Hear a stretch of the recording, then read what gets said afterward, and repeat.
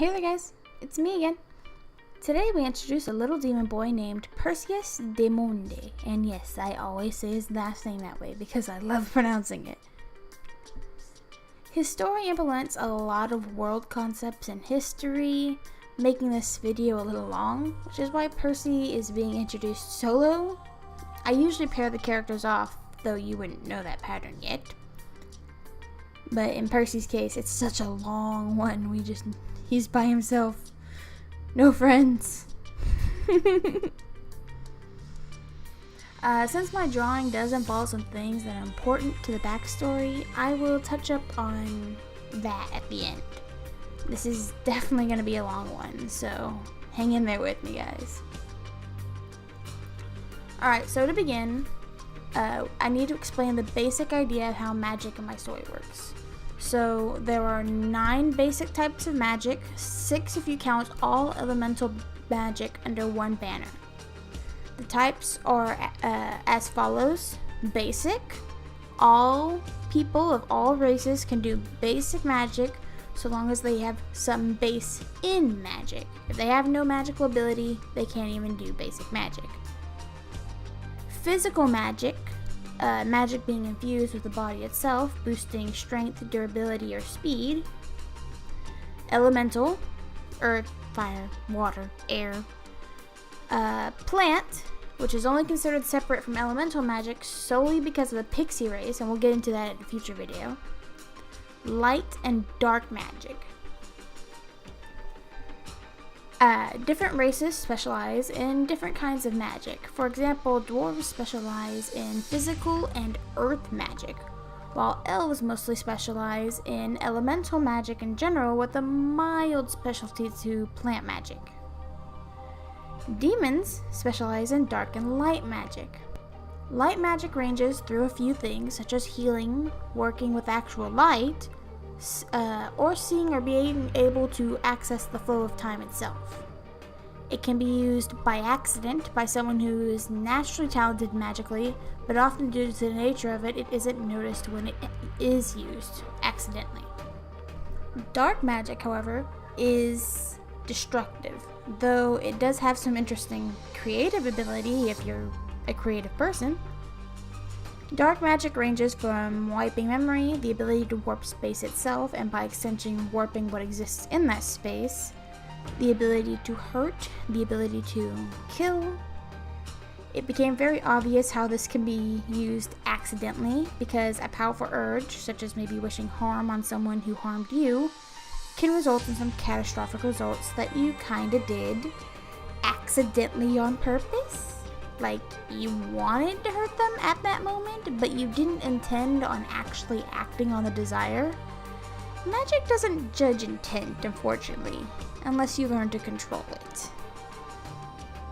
So with that, you have a basic understanding of magic, and that means I can move on to demon history, so that you can understand the history of Percy. Demons have been considered inherently evil by other races for much of history due to the nature of their own magic. Humans have also been especially fearful of demons for both having more interaction with demons than most other races did, as well as humans not having the intrinsic ability to sense magical flair. So a rise in someone trying to actually use magic, whether intending to use it or not. Amongst humans, that ability has to be learned, whereas other races feel it on some level inherently. Now, what about demon magic makes them seem inherently evil? Well, to put it into perspective, demons and all the races' honesty can be very human, for the lack of a better word. Humans naturally will feel urges from anger or sadness and think things we normally wouldn't think. That is the nature of humanity itself, in reality. So all the races in my story have this basic psychological concept in their minds, so they will have urges that they wouldn't usually act on. And people tend to think selfish before they think unselfish, or revenge before they think peace or forgiveness. For example, a demon child is playing and another child, doesn't matter what kind of race, knocks them down on accident. If the demon child was naturally inclined to magic, it wouldn't be entirely within their control, and maybe a bit of anger from thinking, watch where you're going, how would you like to hit the ground, can easily interpret to that other child from as little as being snagged and tripping themselves to being shoved forward into the ground, having their legs spontaneously break, sending them hurtling into the ground. It's understandable for people to fear demons, because without control, it isn't hard for them to accidentally on purpose hurt somebody badly. And so, demons became well known for this, and because they could hurt people so easily and so frequently, it was thought that they had to be doing it intentionally. It created a stereotype, a thought that they couldn't do good. But that isn't true. Even dark magic can be used for good. Say a murderer is going to get away. Dark magic could have you maybe harm their legs to slow them down. In a way that does seem, because you're still harming them, but you are actually doing an act of good by bringing the murderer to justice. Light magic can also be used for bad, but maybe by healing and reviving said murderer so he can keep running and hurting people. But to use dark magic for good or light magic for bad usually involves some level of creativity. It just works better the other way around. Since dark magic is easily triggered and demons were good at it though, they were looked at as monsters, a historical negative view. And over time, many demons have been killed unjustly. Now we're going to move on to national history, and I know it gets complicated. Why are there so many backgrounds for this one character? It kind of makes sense. The founding of Allium, the country my story centers in, is when things actually start to change. Originally, the land was full of different tribes, nearly all of which were single-race tribes. Each of the tribes, though, struggled to survive, as gathering and maintaining resources on their own and defending on all sides was not easy. Alliances began to form to lessen this burden on each tribe individually. However, along with alliances came enemies and war. Tribes fought for each other's land, for their resources, for the differences in their cultures and morals. Most alliances weren't the modern form of an alliance. They were where they worked together, as much as it was mostly, I won't attack you, you won't attack me, I kill your enemies, you kill my enemies. That's it. They really didn't cooperate much, because when they tried, they would often argue and break alliances. Interaction between allies was avoided for this reason, especially in the few mixed-race alliances there were. The mix in races would trigger even more arguments. One alliance, however, was different. An alliance between 2 demon tribes, 1 pixie tribe, 3 human tribes, 2 elven tribes, and 2 dwarven tribes. These tribes called themselves the Allium Alliance, and each had... Forgive me if you can hear that in the background. My cat is scratching. These tribes called themselves the Allium Alliance, and each head of the tribes was meant to have equal power in the alliance initially. A leader ended up stepping up naturally. Archaeorex, the leader of one of the human tribes, would often patch the arguments, suggest compromises, and lead battles.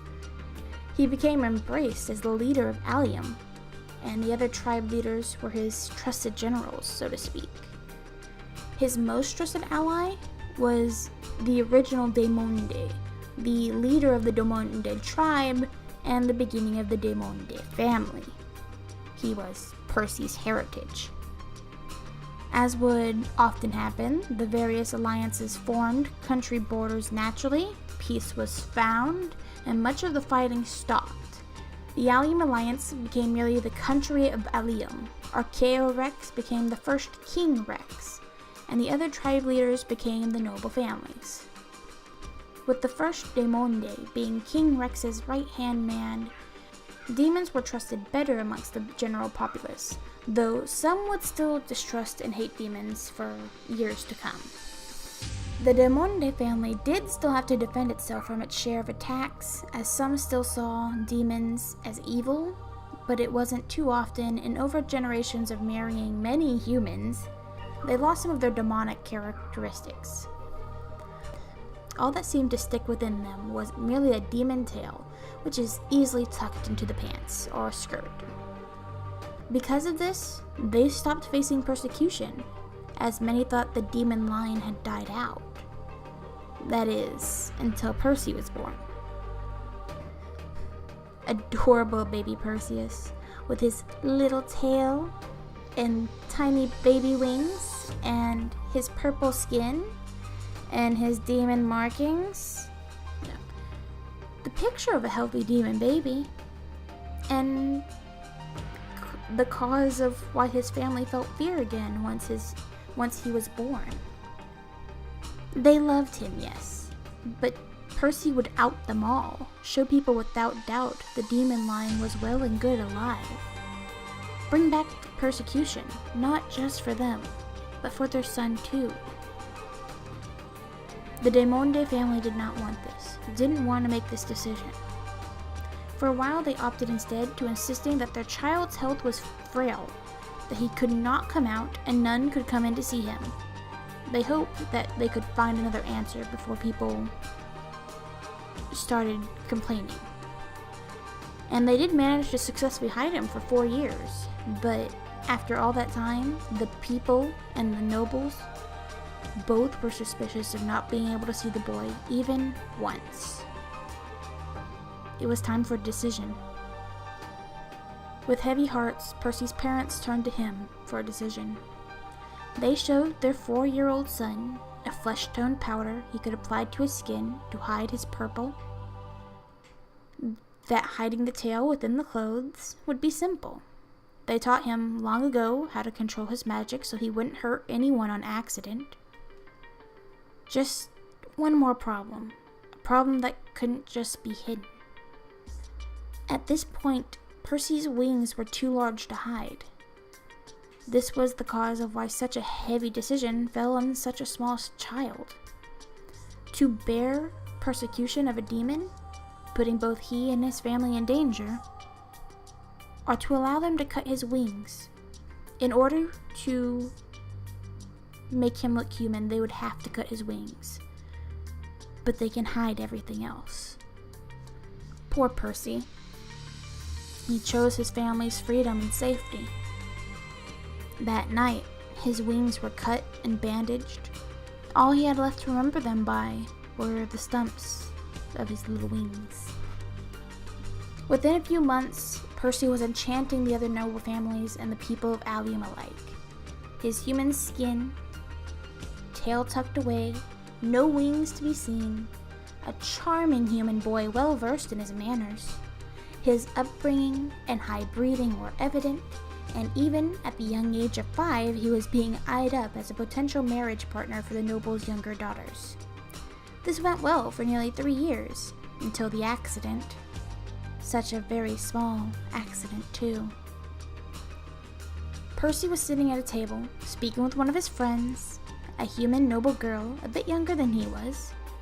The girl was talking excitedly, waving her hands in all kinds of ways, forgetting her manners, Percy noted, when she knocked over her water glass onto his hand, washing away some of the powder. Percy yanked his hand back and got up to leave, assuring his friend that it was okay and he wasn't upset, but he had to go. Away he went, and the girl, thinking nothing of it, told her mother what happened.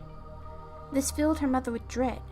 There were only 2 races with purple skin, and there would be little to no reason for a pixie to hide, which could only mean a demon. The next time the woman saw Percy, he was with his parents greeting friends. She walked up to him, drinking glass in hand, and greeted him as well. As Percy bowed his head in respect to her, she emptied the contents of her glass on his head. Percy was slow to look up, but when he did, his eyes were wide, not in fear, not in anger, but just pure shock. as streaks and blotches of purple appeared as the powder dripped off his face. He was pulled away, he was hurried home. This was bad. Rumors spread quickly. They're demons. The blight was their fault. They'll take our children. They'll kill us. Kill them first. Attack. People rioted, assaulted the Daemonde castle. The guards would not hold forever. The Daemonde family held themselves together, and Percy's parents were busy for several days. Percy was scared and lonely, but then they stopped. His parents stopped being busy, and they spent time with their son. They played, talked, and cared for their son. That night his mother gave him a bath and went to his wardrobe to pull out his pajamas. Wait, those weren't pajamas. His mother insisted he wear his outdoor play clothes, and his father came in with their most trusted guard and a small bag. Percy's eyes grew wide once more in shock as his parents hugged him and said goodbye. He managed to utter out his own goodbye, but nothing else. Then the guard took him away from the castle, away from the city, far away. He settled with the boy in a village for a while. It wasn't that long before the news of the Daemonde castle fire reached his ears. He didn't tell Percy. He decided he'd leave Percy with the few orphans the boy had befriended in the short time he was in that village. The guard had a family, and taking the boy back to the city would only hurt Percy. Here, these girls were about his age, and they even had another demon boy with them. He'll be okay. And that's finally the end. Sorry for the long one, guys. There's just a lot of stuff to unpack when it comes to Percy. So, to touch on this quickly, in my drawing, Percy is applying the aforementioned powder to his skin, and in the mirror, you can see the stump of his wing. And that's basically the whole premise of the drawing. At least the drawing isn't complicated, right? Well, with that, that's the end of the video. Please comment if you have anything to say about the story, Percy, or the video itself. Like if you liked, sub if you wish.